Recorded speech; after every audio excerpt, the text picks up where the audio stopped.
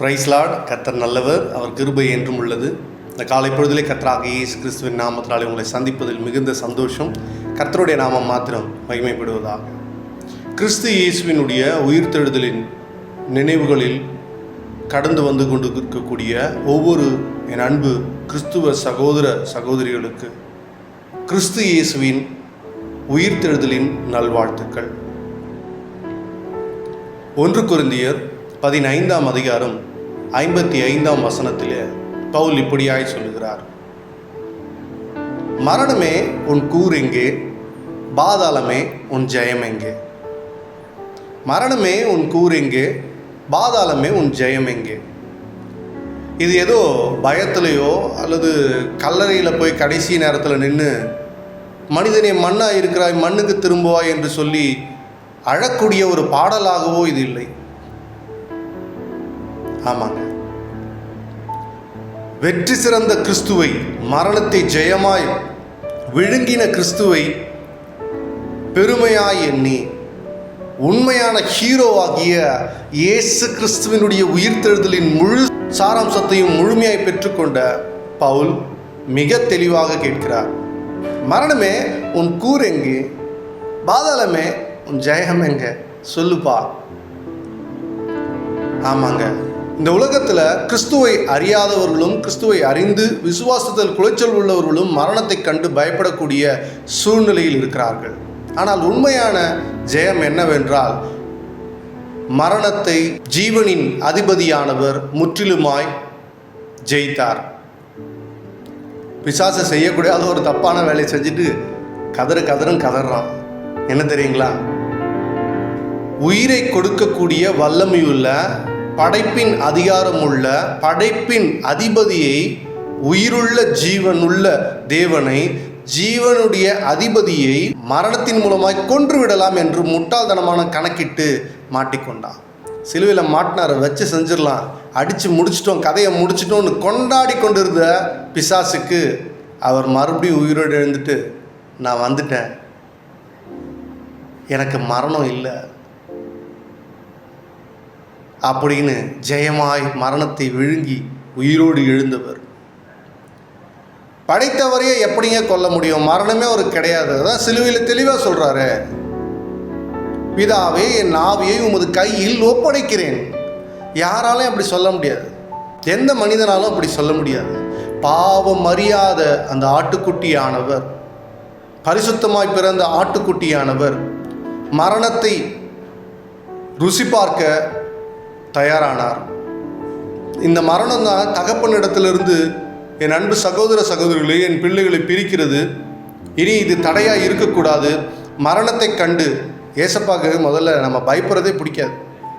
பைபிளில் 365 முறை பயப்படாதிருங்கள், பயப்படாதிருங்கள், பயப்படாதிருங்கள் சொல்லியிருக்கிறாரு. அதை தாண்டி இந்த மரணத்தை கண்டு தான் எல்லாரும் பயப்படுறாங்க. ஏன்னா அப்பாவோட உறவில் இருந்தால் அது கூட தைரியமாக பார்த்துருக்கலாம். ஆனால் அப்பாவோட உறவை இழந்து போனாங்க பாவத்தில். அதனால் அவர் மரணத்திலிருந்து ஜெயிக்க விரும்பினார், மரணத்தை ஜெயமாய் விழுங்கினார். பவுல் தான் கேட்குறாரு: மரணமே உன் கூர் எங்கே, பாதாளமே உன் ஜெயம் எங்கே? பாதாளத்தில் இறங்கி நரகத்தை ஒரு கலக்கி அவனுக்கு டிசென்ட்ரி ஆக்கி அவனை ஒன்றில் ஆக்கி, என்னை நீ கொல்ல முடியாதுப்பா, ஏன்னா எனக்கு மரணமே கிடையாது அப்படின்னு சொன்னவர். ஆனால் லிட்ரலாக சிலுவையில் மரித்தார். ஆனால் கொலை செய்யப்பட்டு மரிக்கவில்லை.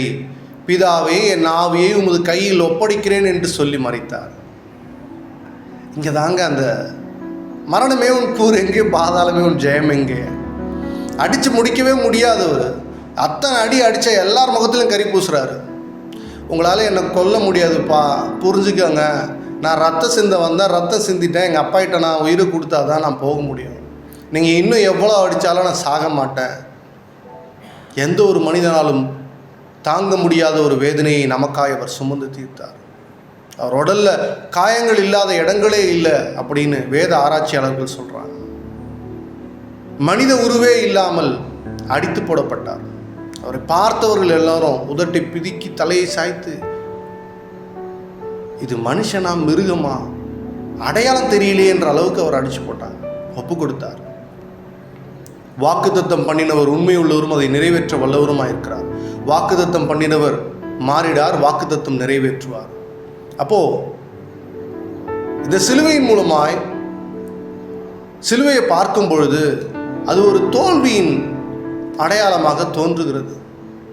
மரணத்தை பார்க்கும் பொழுது அது முடிவை போல தோன்றுகிறது. ஆனால் உண்மை என்னவென்றால் சிலுவை வெற்றியின் அடையாளம். மரணம் ஒரு முடிவு அல்ல, அது பரலோக ராஜ்யத்தினுடைய முழு துவக்கம். அதனால தான் அவர் சொல்கிறாரு, பாதாளத்தின் திறவுகோல், பரலோகத்தின் திறவுகோல் என் கையில் வச்சிருக்கிறேன், அதை நான் உங்ககிட்ட கொடுக்குறேன் அப்படின்னு சொல்கிறாரு. நான் உயிரோடு வருவேன். சொல்லுங்க, அவர் உயிரோடு வந்தார், சொன்னதை செய்தார், செய்வதையே சொன்னார். அவர் உயிரோடு எழுந்தார். இந்த மகிழ்ச்சியான நாளில் கிறிஸ்து இயேசுவின் உயிர்த்தெழுதலின் ஆசீர்வாதத்தை நமக்கு நமது கையில் கொடுத்துள்ளார். பூமியில் நீங்கள் எதை கட்டுவீர்களோ அது பரலோகத்திலும் கட்டப்பட்டிருக்கும். பூமியில் நீங்கள் எதை கட்டவிழ்ப்பீர்களோ பரலோகத்திலும் அது கட்டவிழ்க்கப்பட்டிருக்கும். அந்த திறவுகோலை நம்மிடத்தில் கொடுத்திருக்கிறார். கிறிஸ்து இயேசுதான் மெய்யான தெய்வம் என்று அவரை ஏற்றுக்கொண்டு அவரை தன் இருதயத்தில் நினைத்து தன் வாயினால் அறிக்கை செய்கிற எந்த ஒரு மனிதனுக்கும் மரணம் இல்லை, வெறும் நித்திரை மாத்திரமே. எபிரினுடைய மகளை சந்திக்க செல்கிறார். எபிரு வந்து கேட்குறாரு, இந்த மாதிரி என் பொண்ணு சாக கிடக்கிறா, கொஞ்சம் வந்து ஹெல்ப் பண்ணுங்கன்னு சொல்லி. நான் வரேன் எபிரு, நான் வந்து உன்னை மீட்கிறேன், கவலைப்படாதான்னு சொல்கிறாரு. ஆனால் கடந்து போகிற சூழ்நிலையில் இரத்தப்போக்கினால் பாதிக்கப்பட்ட ஒரு மகள் வந்து அவருடைய ஆடையை தொட்டு சுகத்தை பெற்றுக்கொள்கிறாள். ஏன் மேலே இருந்து வல்லமை புறப்பட்டது அப்படின்னு அவர் சொல்லும் பொழுது அந்த மகள் சாட்சி கொடுக்க ஆரம்பிச்சிடுறாங்க. அப்பா, நான் இத்தனை வருஷமாக நான் வந்து இரத்தப்போக்கில் இருந்தேன், உள்ளதெல்லாம் செலவு பண்ணேன், எங்கேயுமே சுகம் கிடைக்கல, உங்களை பற்றி கேள்விப்பட்டேன், நான் உங்களை வந்து தொட்டேன், சுகமாச்சு அப்படின்னு சொல்லிட்டு இருக்கிறாங்க. அதுக்குள்ளே எவிரு வீட்டில் இருந்து ஒரு ஊழியர் வராரு. எவிரு, போதகரை டிஸ்டர்ப் பண்ணாதப்பா, உன் பொண்ணு செத்து போச்சு, அவரை விட்டுரு, அவர் போட்டோம், அவரை வந்து வீட்டுக்கு கூப்பிடாத அப்படின்னு சொல்கிறாரு.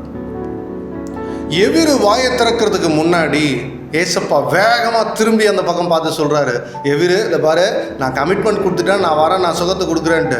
சூழ்நிலை இன்றைக்கி இருக்கிற சூழ்நிலை எப்படி இருந்தாலும் நீ அதை பற்றி கவலைப்படாத, நான் வரேன்னு சொல்லிட்டேன், அதனால் நான் உயிர்த்தெழுதலை கொடுக்கவும் வல்லவேன். ஆனால் அங்கே அந்த ஊழியன், எவிருனுடைய ஊழியன் என்ன சொல்கிறாருன்னா, அவர் உயிரோடு இருந்தால் தான் காப்பாற்ற முடியும். அவர் என்ன டாக்டரா உயிரோடு இருந்தால் காப்பாற்றுறதுக்கு? உயிரே இல்லாமல் போனாலும் காப்பாற்றுறவர் தான் உயிர் தெழுந்த தேவன்.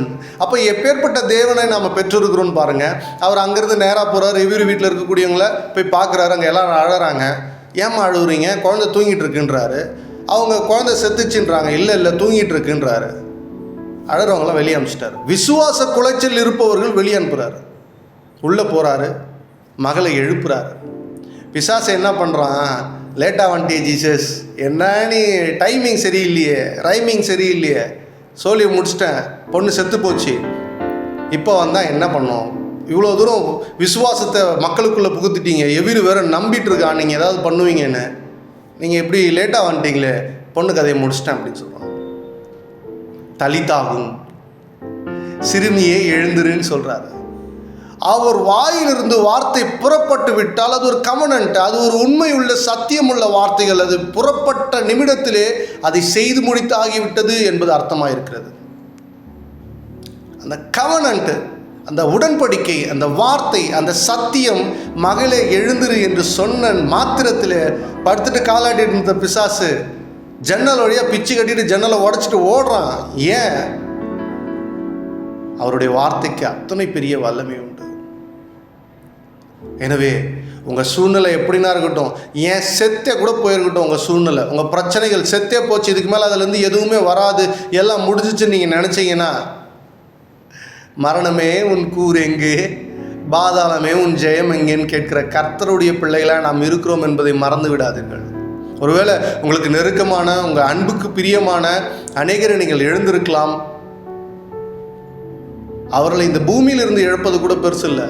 கர்த்தரை அறியாமல், கர்த்தரை குறித்து சொல்லாமல் நான் விட்டுவிட்டால்தான் அவர்கள் நரகத்தில் செல்வார்கள்.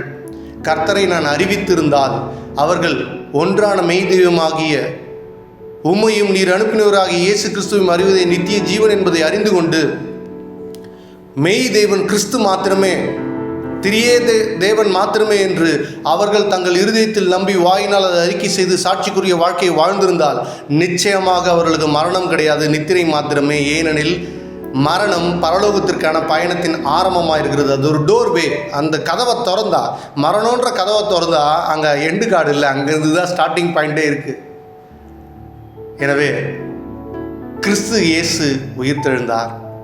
அந்த உயிர்த்தெழுதலின் நாளை வெறும் சடங்காச்சாரமாகவோ, ஒரு ஈஸ்டர் முடிஞ்சிச்சு நாளையிலேருந்து டியூட்டி அப்படின்னு வேலைக்கு ஓடுற ஒரு காரியமாகவோ, ஒரு லீவ் முடிஞ்சிச்சு அப்படின்ற ஒரு விஷயமாகவோ அது இல்லை.